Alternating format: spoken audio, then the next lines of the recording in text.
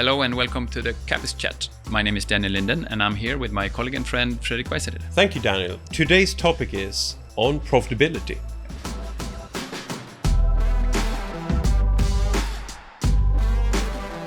I would like to talk a little bit about return on capital employed. Every time we talk to someone at a company about return on capital employed and we explain why it doesn't work to use it, they totally agree, they totally understand. But then when you go to the top and what's communicated, it's still communicated and it's still asked for by analysts, for example. And the board. What can we do?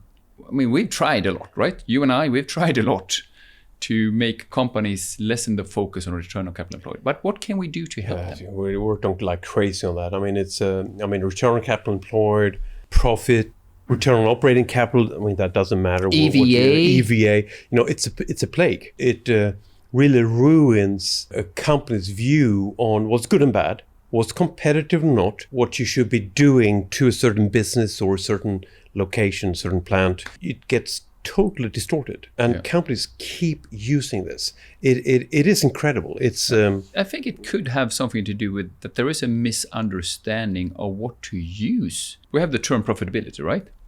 It could mean more or less anything, right? It could mean an EBITDA margin for someone. For someone else, it could mean return on capital employed. For a third, it could be EVA or something else. But I think there is a misunderstanding of, okay, what are you supposed to do with it? Yeah. Right? Oh, yeah. What are you supposed to do with something that has a high profitability? Yeah. For me, profitability should equal competitiveness and value creation. It's not necessarily exactly the same thing, but they are close, I would say. Competitiveness and value creation are close to each other. And I have the understanding that some companies instead try to use profitability as some kind of measurement of, when they use return on capital employed, honestly, I don't even know. Yeah. No, I mean, there are some companies that we have met with that actually they don't look at it, and it's so much better if the book-based type of return is the only profitability measure that you can internally talk about. Then it's so much better not to talk about it at all. Then just go on EBITDA margin, more or less. EBITDA margin, look at cash flow and so on.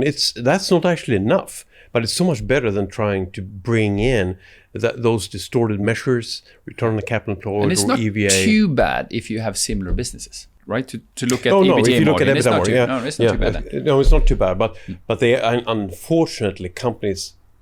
As you say, it's not too bad if you have similar businesses, but that is not very common. I mean, you, for instance, might have mills that are not integrated, like steel mini mills. Exactly my thought. Or recycled containerboard mills in packaging.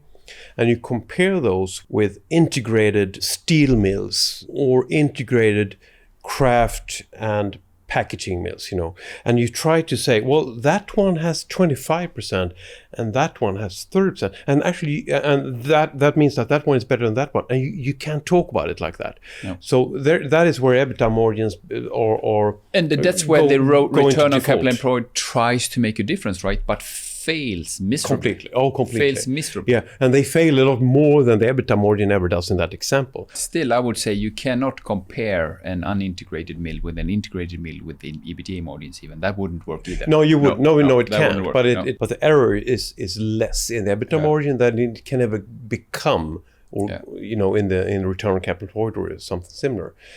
Also, we meet companies that have converting plants in packaging.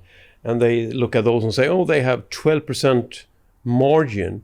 And they look at their system of pulp mills or packaging mills and say, oh, they have 18%. So the mills are doing so much better. And they can't be compared because to make sense at all, an integrated packaging mill or pulp mill, they need to have like 35-40% in EBITDA margin to return on net present value of zero at the end, while a packaging plant could be good with 15%. Yeah. And they don't look at it in that way.